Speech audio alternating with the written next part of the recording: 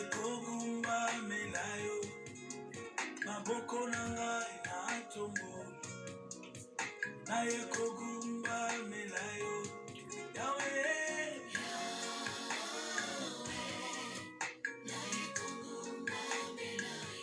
yawe yawe yawe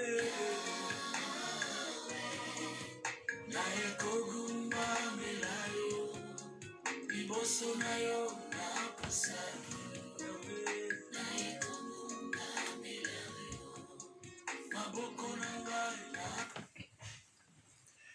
Mes bien-aimés dans le Seigneur,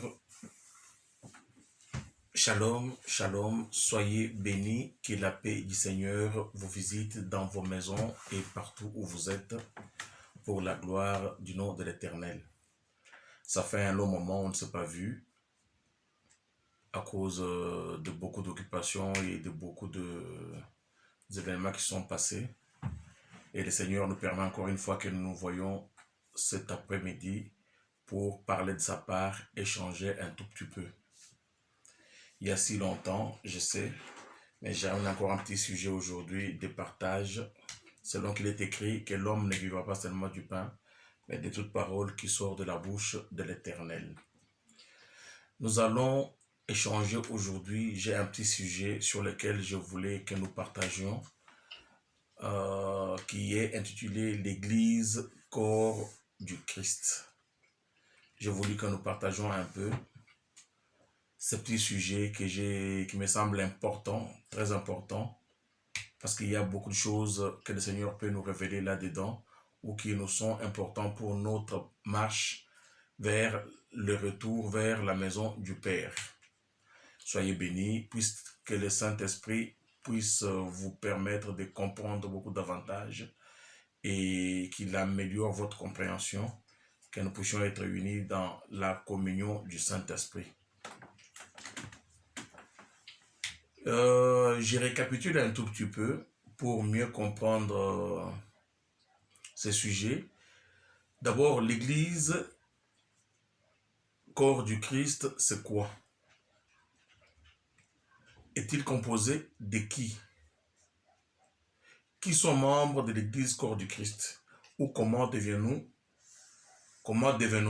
membres de l'Église, corps du Christ? Je récapitule un tout petit peu vers le début pour rafraîchir un peu la mémoire, montrer un peu certaines petites idées de recrutement pour devenir membre ou postuler.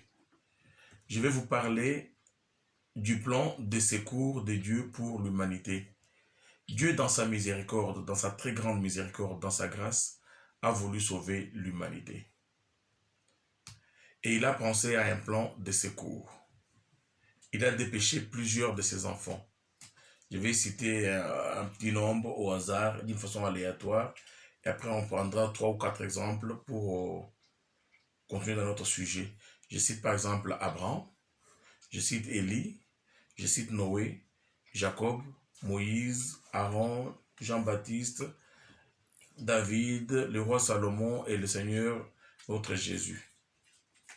Notre Seigneur Jésus.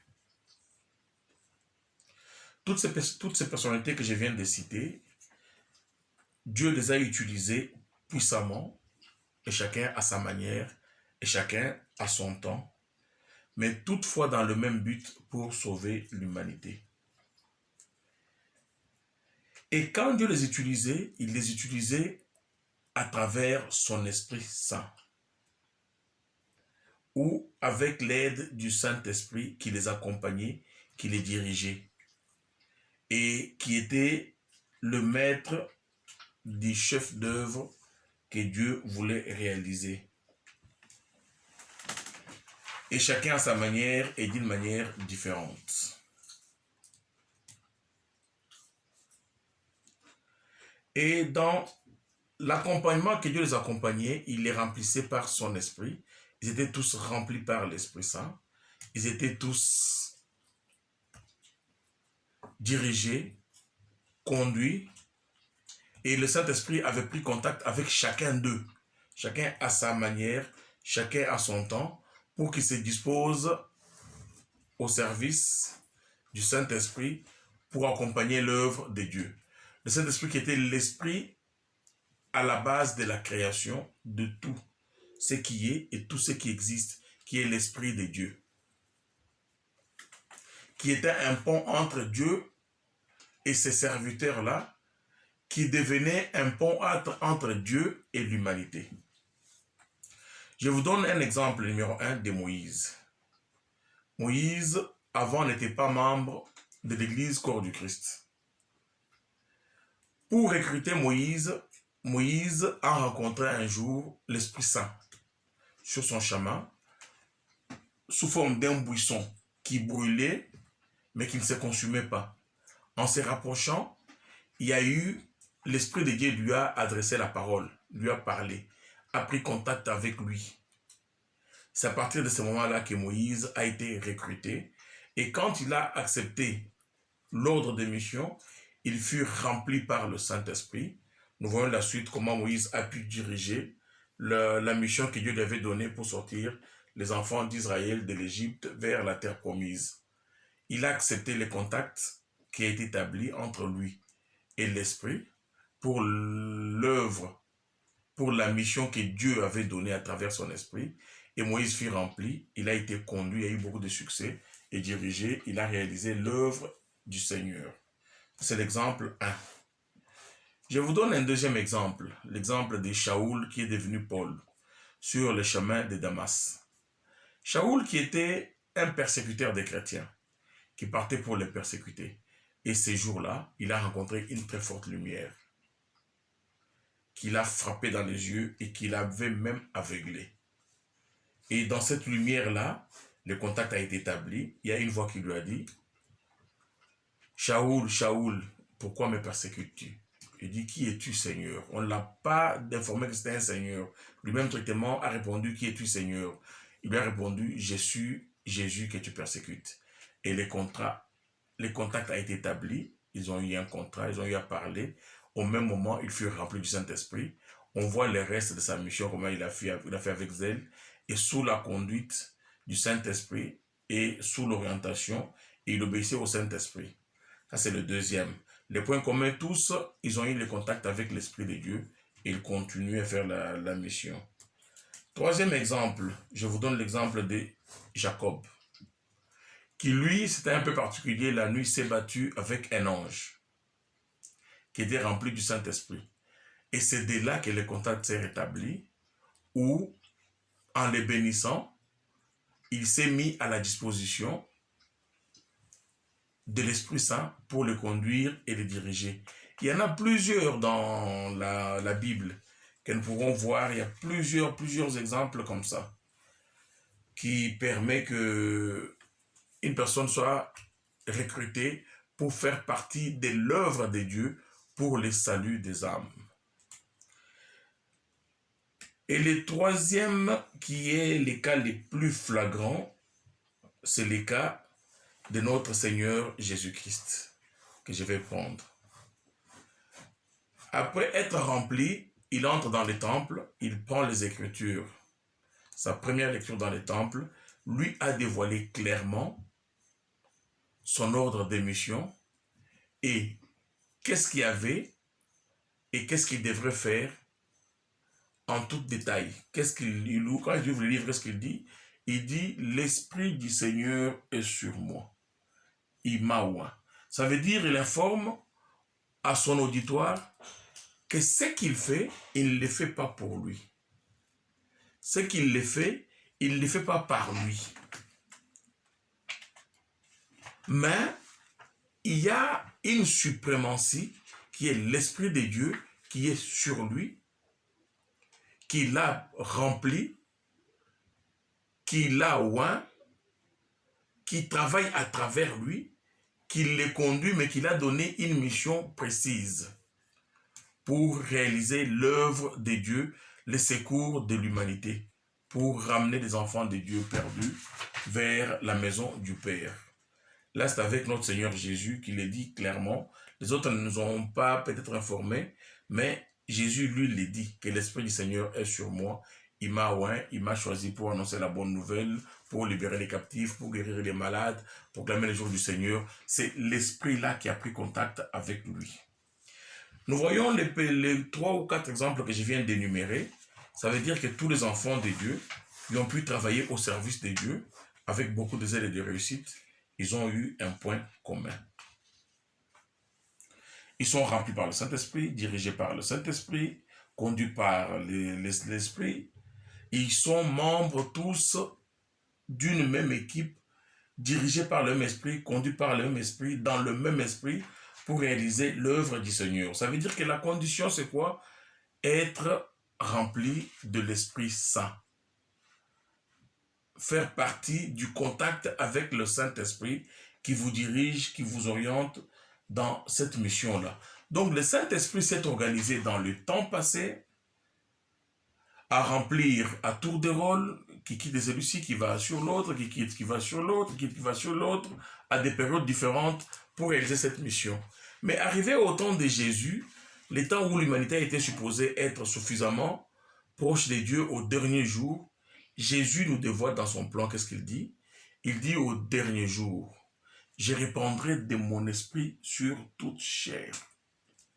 Ça veut dire qu'au début, l'esprit était sacré.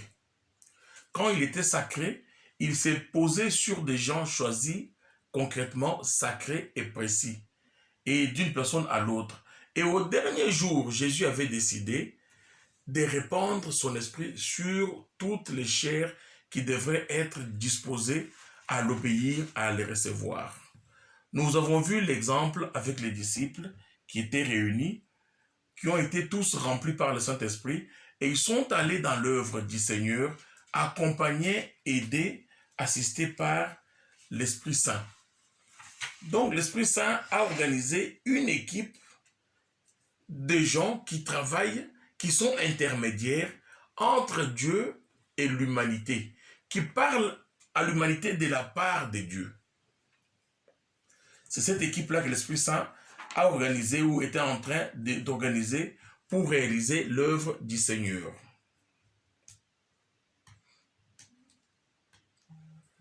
Et je continue, quand le Seigneur a dit au dernier jour, je remplirai de mon esprit sur toute chair, ça veut dire que toute chair qui devrait être disposée devrait être un membre de cette organisation-là que l'Esprit Saint a organisée pour travailler au service de Dieu et devenir intermédiaire. Ça veut dire, c'était une nouvelle période de la grâce où l'Esprit Saint ne pouvait plus être contenu d'une personne à une personne, devrait se généraliser, se répandre partout.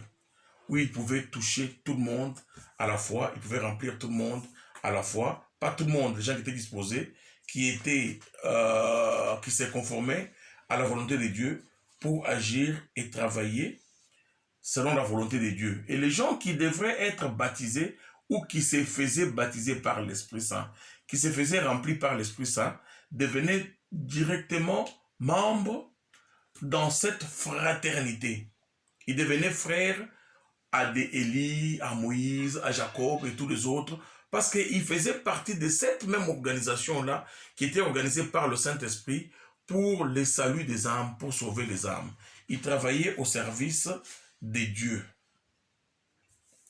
Et c'est cette équipe-là des gens qui sont baptisés par le Saint-Esprit, qui sont nés de nouveau, qui sont en contact avec l'Esprit Saint, qui travaillent pour Dieu, pour le salut des âmes, qu'on appelle membres du corps du Christ. Être membre du corps du Christ, ou l'église corps du Christ, qu'on appelle philosophiquement comme ça, ou l'église corps du corps mystique du Christ, ne veut pas dire quand on est membre d'une église directement, on est membre de l'église corps du Christ. Non, ce n'est pas ça. Il faut commencer par tu peux être membre de l'église, c'est bien, ce n'est pas mauvais, mais il faut être une personne qui est née de nouveau, qui est en contact avec le Saint-Esprit permanent, qui a été baptisé par le Saint-Esprit et qui a une mission et qui travaille de la part du Seigneur, qui est intermédiaire. c'est cette personne-là qui est membre du corps. Quand on parle du corps du Christ, on fait allusion au corps humain. Jésus avait un corps. Et le corps a plusieurs membres, dont nous voyons, il y a la tête, qui a son rôle, il y a les yeux, il y a le nez, il y a la bouche, il y a les mains, les membres. Chaque membre a son rôle précis. Alors tu deviens membre effectif, soit tu joues le rôle de la main, soit tu joues le rôle de la bouche, soit des yeux, soit du nez, soit tu conduis l'église comme les apôtres qui permettent à l'église de gagner de place en place. C'est un peu ça, être membre de l'église, corps du Christ. Il faut commencer par être d'abord toi-même le temple du Saint-Esprit, le Saint-Esprit qui agit dans toi, être baptisé du Saint-Esprit, être né de nouveau, obéir et être conduit par l'Esprit Saint, qui est intermédiaire entre toi et Dieu, et d'office, par la grâce, tu es un racheté de Dieu, le salut pour toi est certain, et tu fais partie de l'équipe du salut, qui est en train de sauver l'humanité. Et Dieu va t'utiliser, Dieu t'ouvre les yeux, et te conduit pour le travail de salut des âmes. C'est un peu ça. Alors, en conclusion, c'était un petit sujet que j'ai voulu qu'on partage un peu. Je conseille à beaucoup de nos frères, à beaucoup de nos sœurs, que le salut sur la terre, il faut faire partie du plan de secours de Dieu pour la moisson des âmes. La moisson est grande, le Seigneur cherche les moissonneurs. Tu dois te mettre à la disposition du Seigneur pour aller dans la moisson. Et là, tu obtiendras la grâce et la miséricorde. Et quand tu te mets à la disposition du Seigneur, tu seras né de nouveau si tu marches dans sa volonté. Après ta nouvelle naissance, après ta régénérescence, tu seras une personne, une nouvelle personnalité qui vivra pas comme la vie avant selon la chair, mais qui vivra selon l'esprit. Parce que tu vivras en étroite harmonie avec l'Esprit de Dieu, qui va te conduire comme il a conduit les anciens, comme il avait conduit les disciples. Tu recevras une puissance. C'est cette puissance-là, le Saint-Esprit, qui va te régénérer et qui va t'amener de dimension à dimension, qui va te permettre d'entrer en contact avec l'Esprit de Dieu. Et l'Esprit de Dieu te ramènera dans des dimensions où tu seras membre de l'Église, corps du Christ. Tu seras l'intermédiaire entre les divins et les terrestres. C'est ça, l'Église, corps du Christ. Le corps du Christ, ou l'Église, corps du Christ, c'est une Église dimensionnelle, qui est à un niveau très avancé, qui travaille en contact, en harmonie avec Dieu et l'humanité, au service du salut des humains. Donc tu es à la fois, tu es mi-homme et mi-humain, parce que tu vis la vie de l'esprit, tu es l'intermédiaire de l'esprit. C'est par l'esprit que tu agis dans la... Tu disposes ton corps à être le corps de l'esprit, travailler au service de l'esprit. Tu vis à cheval entre la vie spirituelle divine et la vie physique de la terre. C'est ça, être membre de l'Église, corps du Christ. Il peut y avoir plusieurs membres du corps du Christ. Ça, c'est le secret qui appartient à Dieu. Il les révèle à qui il veut. Mais si tu es rené de nouveau, si tu es en contact permanent avec l'Esprit Saint, tu fais sa volonté d'office, tu es membre de l'Église, corps du Christ. Laisse que le Seigneur te bénisse. Si tu n'es pas encore membre de l'Église, corps du Christ, qui est la clé du voûte, du salut, mets-toi à la disposition du Seigneur. L'Esprit Saint frappe régulièrement à ta porte. Il frappe toujours, le Seigneur Jésus frappe toujours à ta porte. Chaque jour, dis-lui, oui Seigneur, mais voici, je suis là. Ouvre la porte au Seigneur Jésus, entends sa voix et laisse-le entrer dans ta vie. Laisse-le et demande-lui de t'aider à refaire les ménages dans ta vie. Mets-toi à sa disposition. Deviens un enfant de Dieu. Entre dans la moisson du Seigneur et tout est gagné pour toi. Tu es un homme sauvé. Tu seras sauvé.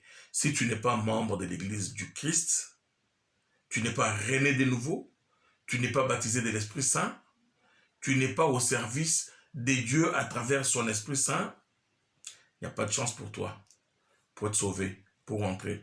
Il est là aujourd'hui à ta porte, il te donne une opportunité, il frappe sa porte, ouvre-lui sa porte, laisse-le entrer dans ta vie, laisse-le te diriger, laisse-le te conduire et laisse le Seigneur réaliser son dessein avec toi. C'est comme ça, alors, c'est les petites exhortations que j'avais à partager avec vous ce matin. Puisse que le Seigneur vous bénisse, qu'il mette sa main sur vous, que son Saint-Esprit vous visite. Soyez bénis dans les noms puissants de Jésus. À la prochaine. Amen. Gloire à Dieu.